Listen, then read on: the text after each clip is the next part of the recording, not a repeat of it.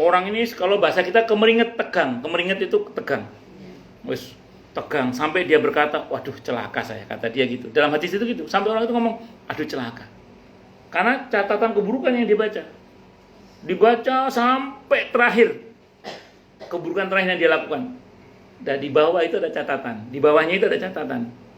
Semua dosa tersebut di atas sudah aku ampuni, kata Allah. Maka orang ini dalam hadis itu ceritakan, maka dia keluar menemui kaumnya hanya membawa catatan kebaikannya saja. Sampai kaumnya bertanya, "Apa yang kamu lakukan? Kok kamu itu tidak ada keburukannya sama sekali?" Kenapa? Kasusnya sudah Allah tutup, sudah Allah SP3-kan, sudah dipenering, sudah dipeti S-kan. Iya. Kalau yang pertama tadi P21 langsung di kasus itu. Kalau ini enggak, di SP3-kan, di peti S-kan, di deponering, pokoknya gampang enggak di kasus. Iya. Singkat kata singkat cerita, ini yang pertama. Yang kedua, masih dalam hadis Bukhari juga, sama dipanggil, seseorang dipanggil.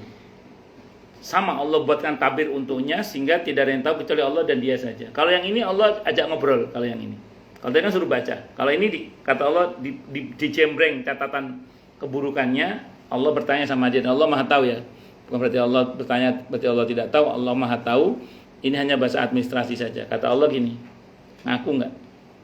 Ngaku ya Allah. Ngaku enggak? Ngaku ya Allah. Ngaku. Gimana enggak ngaku, yang nanya Allah? Terus kata Allah, orang itu sampai berkata sama, Pak kalimatnya sama. Aduh, celaka. Pasti celaka saya. Kenapa? Karena gak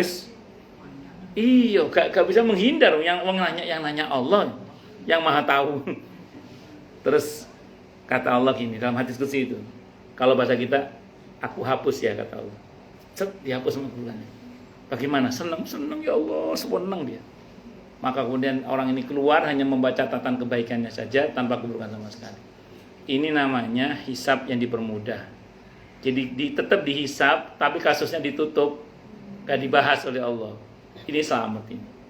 Makanya para sahabat Nabi itu gemuruh berdoa, Rabbi hasibni hisaba yasira, saat dibacakan inna ilaina iyabahum thumma inna alaina hisabahum. Itu sahabat Nabi gemuruh berdoa, Rabbi hasibni hisaba yasira, wahai Allah, hisablah hamba dengan hisab yang mudah. Kenapa, Bu? Rabbi hasibni. Ya pakai bahasa kita juga, Pak. Al-a'la apa al-ghasyiyah itu? Al-ghasyiyah, inna ilaina iyabahum. Iya, summa iya al-ghasyiyah. Kalau al-a'la suhfi Ibrahim wa Musa. Ya betul. Kalau itu al-a'la al-ghasyiyah.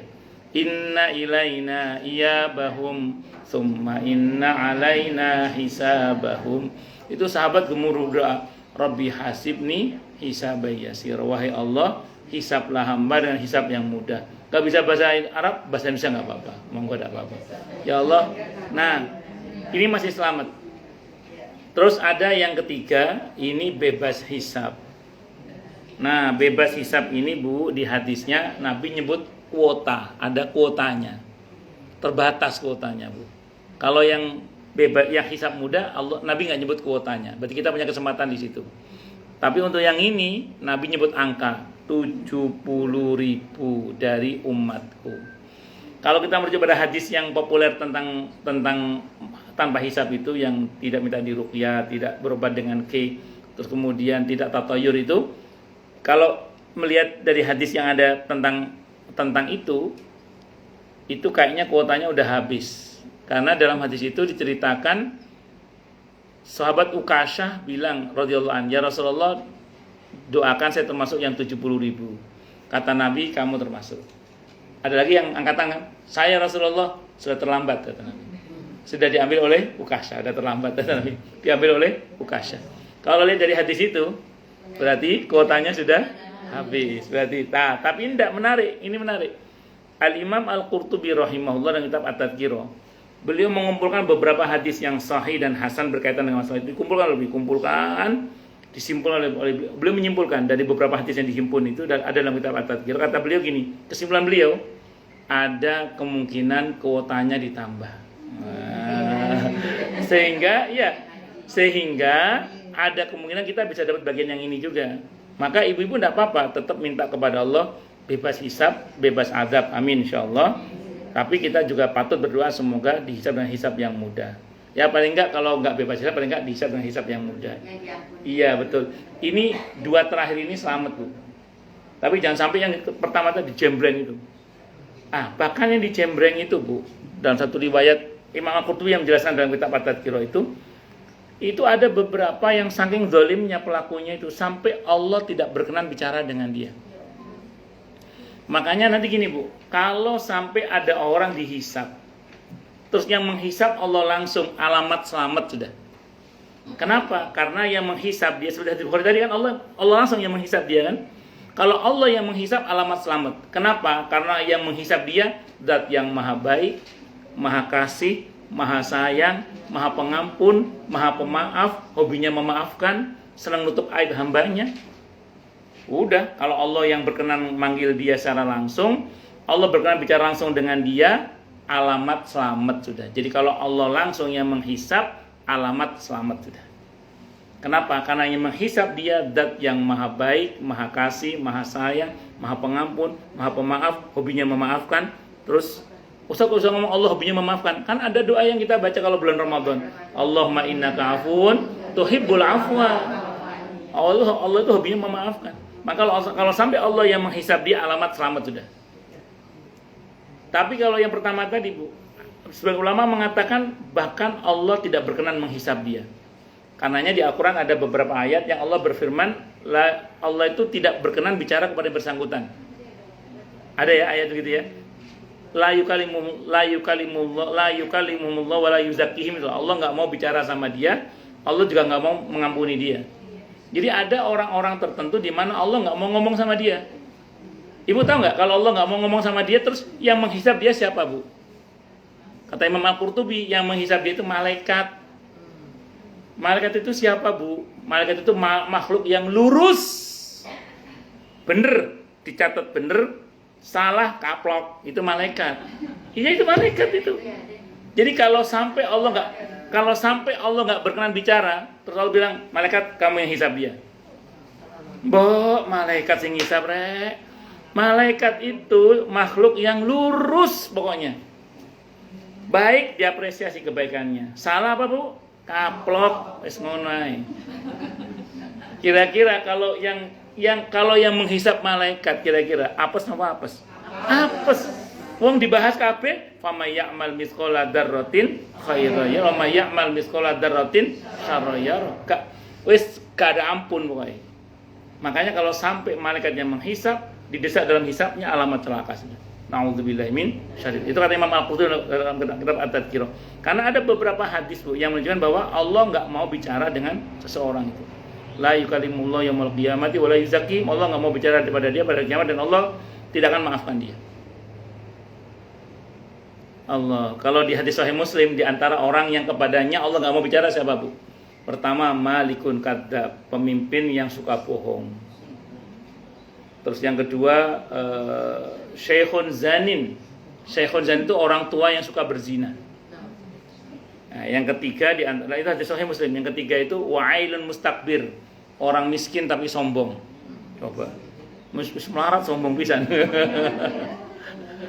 Saya nggak usah bahas, Anda silakan cari sendiri. Karena saya pernah ketemu sama orang kayak gitu, pernah juga. Gregetno tapi, susah dibantunya orang kayak gitu itu. Ya macam-macam lah bentuknya, nggak bisa bahas semuanya. Ya jadi singkat kata singkat cerita itu diantaranya saya. Termasuk nanti ada beberapa di Al-Quran yang menunjukkan hal itu. Itu kalau Allah nggak mau bicara langsung, itu malaikat yang bicara, yang menghisab dia malaikat. Saya ulang tadi, malaikat itu makhluk yang apa Bu? Lurus. Ya salah, bener diapresiasi, salah dikaplok wis ngono ae. Nah, sementara kalau dibahas semua, kira-kira apa yang terjadi? Celaka, naudzubillah min syarri dzalik. Karena semua dibahas. Kalau yang pertama, kedua, ketiga tadi kan diampuni, ya kan, dimaafkan. Tidak dibahas semua, hisabnya mudah, cepat. Nah, itu diantara secara umum ya, ini kiat secara umum aja Bu ya, supaya kita nanti dimudahkan dalam hisab ya. Saya sering sampaikan di banyak tempat itu ada lima hal. Ini nanti biar ibu-ibu kalau saya tanya nanti sampai mana Bu terakhir itu sampai 5 hal ini ya. Ada 5 hal yang dengannya insya Allah kita akan dihisab oleh Allah dengan hisab yang mudah. 5 hal, ini paling tidak ya. 5 hal ini paling tidak. Yang pertama, minta kepada Allah hisab yang mudah. Tadi yang pertama ya. Minta kepada Allah hisab yang mudah. Itu yang pertama. Yang kedua, perbanyak taubat minta ampun kepada Allah. Perbanyak taubat minta ampun kepada Allah. Nanti dalilnya saya nyusul ya, saya urutkan dulu. Yang kedua, yang ketiga banyak-banyak memaafkan sesama. Yang ketiga banyak-banyak memaafkan sesama. Nanti saya terangkan dalilnya satu persatu insyaallah. Yang ketiga, yang keempat permudah urusan sesama. Yang keempat permudah urusan sesama. Yang kelima tutup aib saudara kita. Yang kelima tutup aib saudara kita. Ini yang pertama dulu dalilnya tadi ya, ketika Nabi membaca inna ilaina iyabahum summa inna alaina hisabahum, itu dalam kitab yang saya tahu dalam kitab At-Tibyan karya Imam Nawawi yang saya tahu. Itu disebutkan di antara interaksi para sahabat, mereka membaca doa Rabbi hasibni hisabai yasira. Wahai Allah, hisablah hamba dengan hisab yang mudah. Satu. Yang kedua, perbanyak tobat. Dalilnya mana kalau tobat ini? Kalau di Arba'in An-Nawawiyah ada hadis yang bunyinya gini, hadis qudsi. Kalau kita tobat minta ampun kepada Allah, kata Allah dalam hadis qudsi itu, yang lalu darimu aku tidak peduli. Itu kalau bahasa hadisnya. Kalau bahasa Al-Qur'annya di surah Al-Furqan ayat 70 itu. Illa man taba wa amana wa amila amalan salihah faulaika yubaddilullahu sayyiatihim hasanat. Kecuali orang-orang yang mau bertobat, beriman dan beramal soleh, maka Allah akan ganti keburukannya dengan kebaikan-kebaikan. Dosa diganti dengan pahala, dosa diganti dengan ampunan. Itu Al-Furqan ayat 70. Yang kedua ya, yang ketiga banyak-banyak memaafkan sesama. Kalau kita memaafkan, maka kita akan diampuni oleh Allah, Bu. Surah An-Nur. Surah An-Nur, surah ke-24 ayat 22. Surah An-Nur, surah ke-24 ayat 22. Kata Allah dalam ayat itu, wal ya'fu wal yasfahu ala tuhibbuna ayyaghfirallahu lakum. Yang memaafkan dan berlapang dada, tidak sukakah kalian diampuni oleh Allah dengan memaafkan itu? Surah An-Nur, surah ke-24, ayatnya ayat 22. Ayat 22. Nah, itu ada ayat yang bunyi di tengah-tengah itu ada bunyi wal ya'fu wal yasfahu. Menjelang akhir itu. Yang memaafkan dan berlapang dada. Tidak sukakah kalian diampuni oleh Allah dengan memaafkan itu? Maksudnya kalau kita memaafkan, kita akan diampuni oleh Allah. Kan dalam Islam itu ada rumus gini loh, Bu. Hal jazaa'ul ihsani illal ihsan. Tidak ada balasan kebaikan kecuali kebaikan yang serupa kan. Jadi kalau kita memaafkan, balasannya apa berarti, Bu? Kita akan dimaafkan. Gitu rumusnya itu. Ustaz saya nggak terima, saya mau tuntut di akhirat, silahkan. Tapi capek, mending dimaafkan. Mending apa? Dimaafkan. Kalau kita tuntut di akhirat capek, belum tentu kita menang juga. Mending dimaafkan aja lah. Kalau kita memaafkan, kita akan diampuni oleh Allah. Ustaz saya bisa memaafkan, tapi tidak bisa melupakan. Nah itu, sanggup memaafkan itu syar'i. Tidak sanggup melupakan itu soal memori ya. Ada dalilnya Ustaz? Ada. Boleh, tidak apa-apa, ada dalilnya. Kita udah maafkan, tapi kita tidak bisa melupakan. Itu tidak apa-apa. Itu syar'i dan manusiawi. Mana dalilnya Ustaz? Ketika Wahsy masuk Islam. Bu nanti baca dalam sirah, ketika Wahsy masuk Islam. Apa kata Nabi? Wahsy tolong jangan sering-sering di depan saya. Wahsy itu sudah Nabi maafkan, sudah diterima, iman Islamnya diterima oleh Allah, juga sudah dimaafkan. Tapi Nabi berpesan, tolong Wahsy jangan sering di depan saya. Apakah Nabi dendam? Tidak mungkin hati seorang Nabi dendam, tidak mungkin. Lihat kalimat Nabi berikutnya, kamakol. Karena kalau aku melihat Wahsy, aku ingat pamanku Hamzah. Nabi nggak dendam, cuma Nabi nggak bisa melupakan. Ini yang dulu membunuh paman saya. Ya, Nabi bisa memaafkan, tapi Nabi tidak bisa melupakan. Bisa dimengerti ya? Nah, terus kemudian itu memaafkan yang ketiga ya. Yang keempat, permudah urusan sesama. Hadisnya Sahih Muslim. Kalau kita mempermudah urusan sesama, akan dipermudah urusan kita oleh Allah dunia akhirat, betul ya? Yang terakhir, tutup aib saudara kita.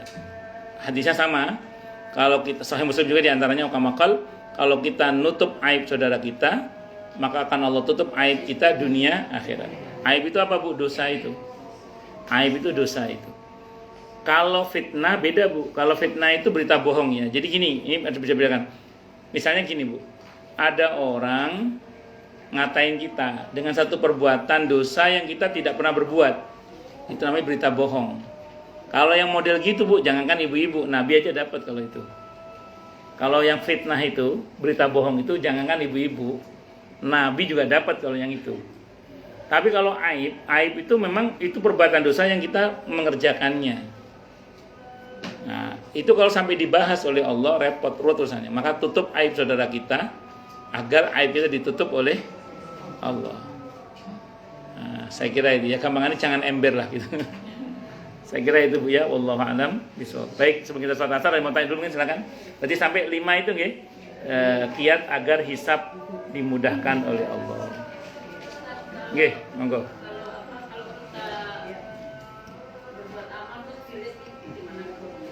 Bagus. Dalam rangka apa dulu itu?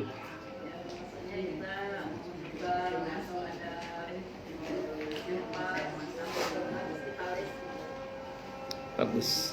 Sebenarnya gini sih, ngelis amal dalam rangka Iya. Makanya ngelis amal kalau dalam pengertian untuk supaya kita nggak kelewat, supaya tepat sasaran, sesuai dengan target rencana, sah-sah saja nggak ada masalah. Tapi kalau di list supaya untuk ujub, kayaknya amal saya banyak juga ya. Nah kalau itu tentu nggak benar. Tapi kalau di list hanya lebih kepada supaya terlaksana sesuai dengan rencana, nggak ada masalah. Kenapa? Iya, kalau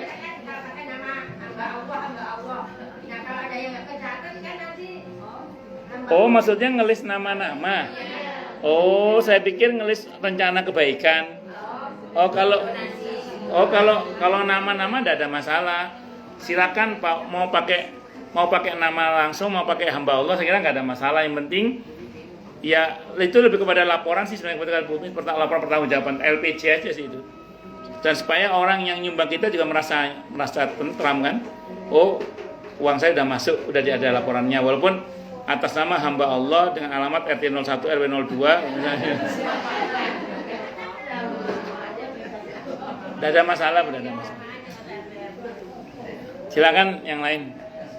Oke, monggo.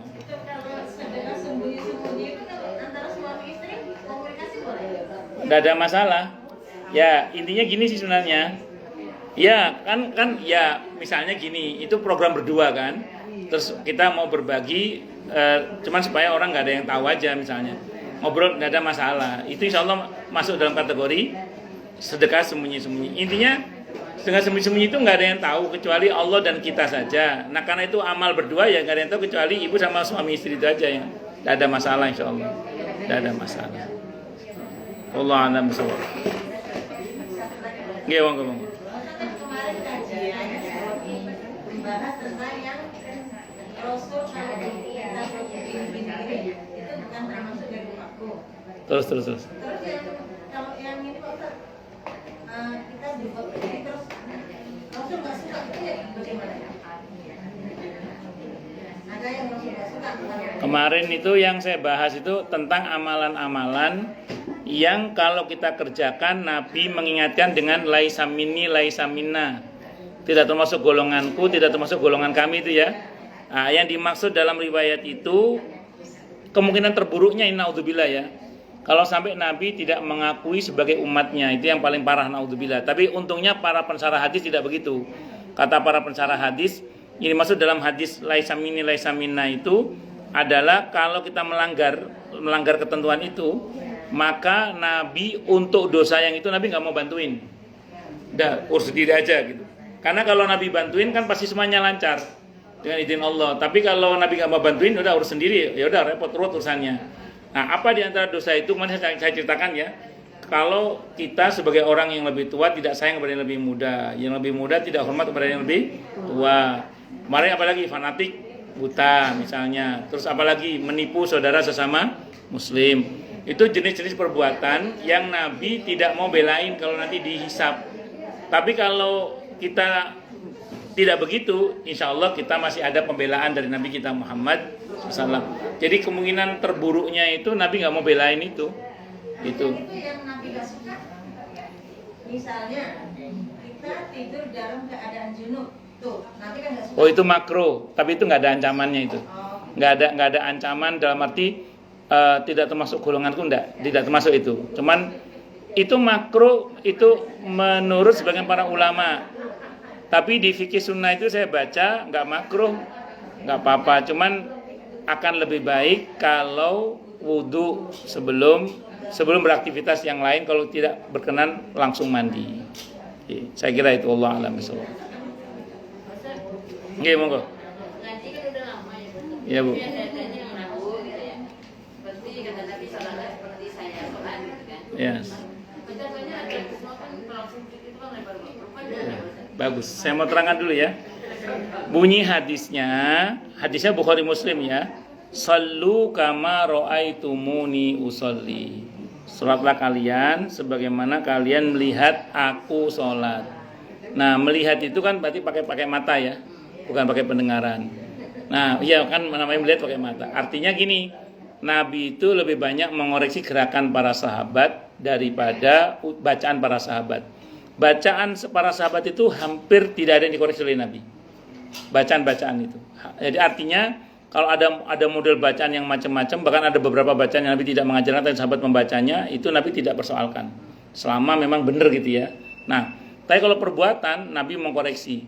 Bagus. Pertanyaan Ibu menarik. Sependek yang saya belajar tentang sifat sholat Nabi, ini tidak masuk dalam bab pelatihan sholat khusyuknya Bu Umi ya. Ini saya ngomong fikih, ini ngomong kali kan terapi hati. Kalau ini kan ini ngomong fikihnya, saya ngomong fikihnya.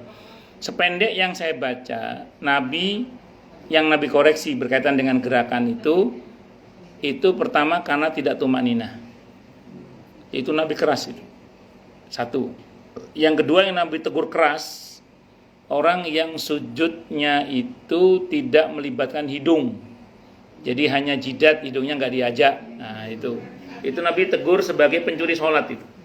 Sebagai apa? Pencuri sholat. Yang kedua, orang yang tidak bagus dalam rukuknya karena sengaja ya. Kalau karena sakit encok, ya beda bab. Dia orang rukuknya nggak serius, rukuknya sama sujud nggak serius. Itu dicela sebagai pencuri apa tadi? Sholat. Jadi pertama yang nggak tumak nina, yang kedua yang nggak nempel jidat sama hidungnya. Itu Nabi komentar. Yang ketiga rukuknya bermasalah. Jadi nggak serius rukuknya. Artinya dia rukuknya ngasal. Kecuali ada masalah ya, ada masalah di pinggang misalnya, di beda bab itu nanti. Nah, jadi itu yang saya tahu Bu diantaranya. Terus kalau di jamaah yang tidak rapat pundaknya, jadi bukan kakinya tapi pundaknya. Ini baunya tidak rapat. Itu Nabi tegur itu yang nggak rapat-rapat itu. Karena kata Nabi setan nanti ada berseliweran di antara soft yang longgar itu. Maka sampai sini saya lanjut sampai sini berarti perkara tangan mau lebar atau tidak lebar itu Nabi tidak pernah menegur. Justru yang ada malah begini kata Nabi itu, kalau kalian sedang sholat berjamaah jangan berkeras-keras atau jangan kaku soal lengan. Jadi lemaskan lengan kamu. Jadi malah justru kalau kita jamaah kita malah kadang begini. Kenapa? Karena menyesuaikan kanan kiri kita.